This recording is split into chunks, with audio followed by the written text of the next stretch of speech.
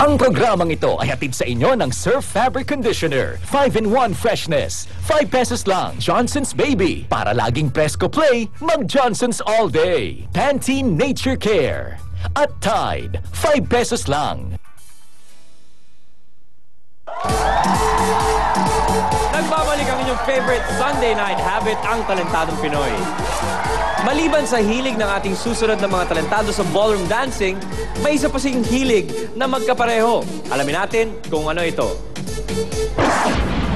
Kaya po kami natuto mag-ballroom kasi po yung pag-alagala lang po kami sa may kalsada.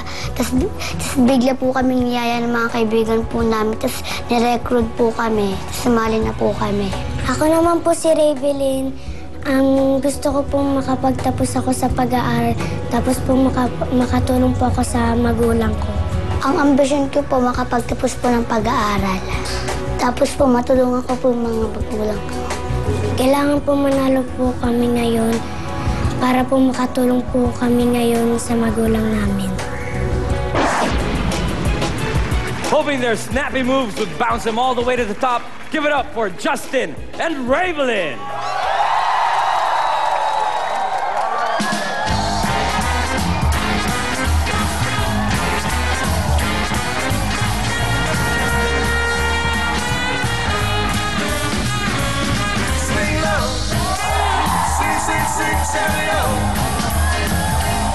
Swing high, never thought crossed my mind. I got so much time since the baby said goodbye. I wake up in the morning, 12:30, roll right out of bed, and then I start to wail. I said, ooh, ooh, ooh. There ain't nothing to do, jump, jive, shake some blues. Ah, come on now.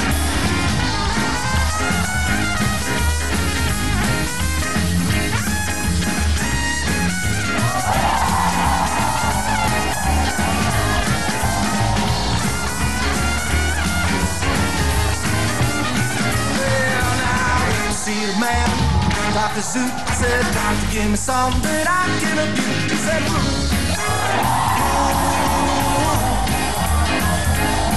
there ain't nothing to do, jump, jive, shake some blues. Whoa!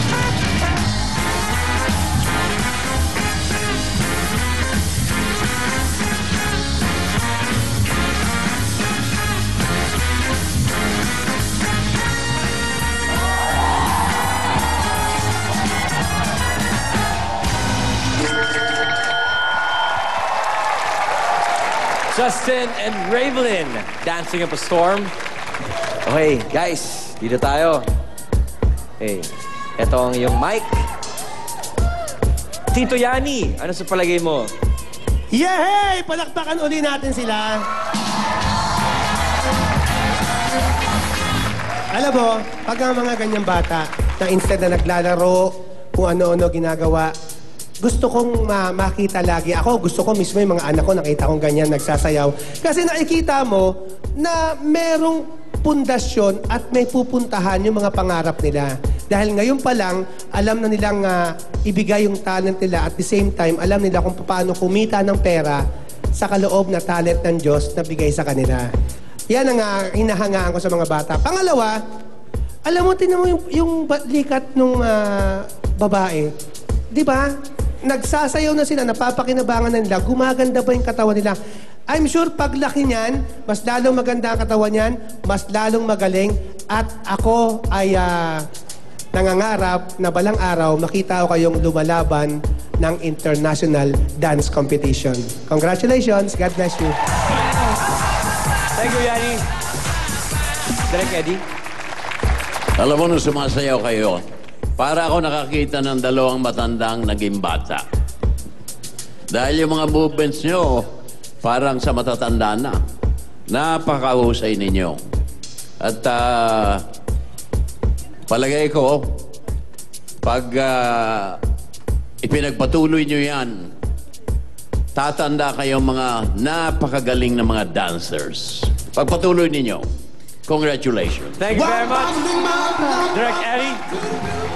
And of course, Asia's dance goddess, Lucy.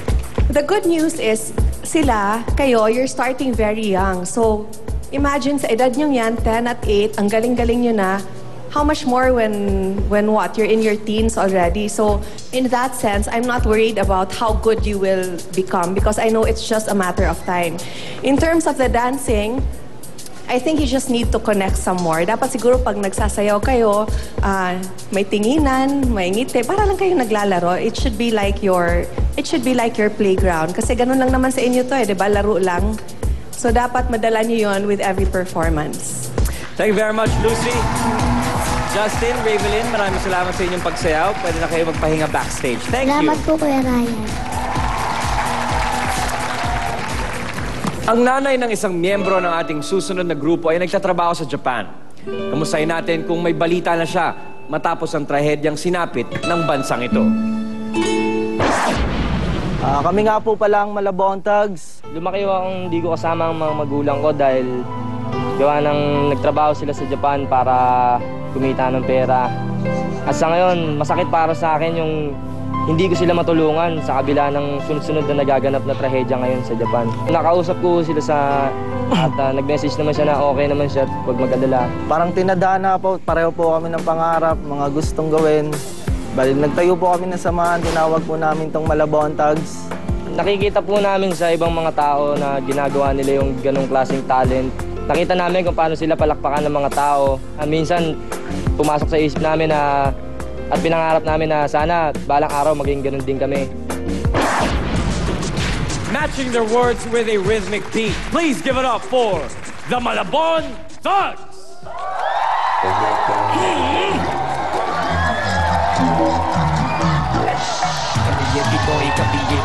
Kami talentado Pinoy, kami Pinoy, kami talentado Pinoy, kami Pinoy, kami talentado Pinoy, kami talentado Pinoy. Kahit saan makarating, kahit tayo ay lahat ay parang magkagaling. Talentado Pinoy! Titigil lang kang di ba nakakabit, nakakabit na balang araw makaukit ang talentado Pinoy! Kahit saan makarating, kahit tayo ay lahat ay parang magkagaling. Talentado Pinoy! Titigil lang kang di ba nakakabit, nakakabit na balang araw makaukit ang talentado Pinoy! Talaytay sa dugo mo bakay na magtagumpay. Kapit ang husay na walang papantay. Nakahatas ang banda, kapalaran nakatakda. Pag sinabing Pilipino magaling, lagi nakatak. Mas wala sa bokabularyo, masalitang umuro. Palaging buo ang loob, tutuan nakalaga. Di ba na ba na bumatao binakahit sino masadaan na nakaharap at dumuwagin ng pagsubok na nakalaan. Kahit sa kapang masulok ng mundo, galing niya laging dala.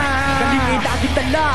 Kapag binibigyan, lalo nagigigil. Doon kami kilala, talentado Pinoy. Kahit saan makarating, kahit paano man narangan ay parang magagaling. Talentado Pinoy. Titigil lang at di ba nakakabit, nakarangan nila balang araw makaukit na pangalan. Talentado Pinoy. Kahit saan makarating, kahit ano man narangan ay pawang magagaling. Talentado Pinoy. Titigil lang at di ba nakakabit, nakarangan nila balang araw makaukit na pangalan. Talentado Pinoy.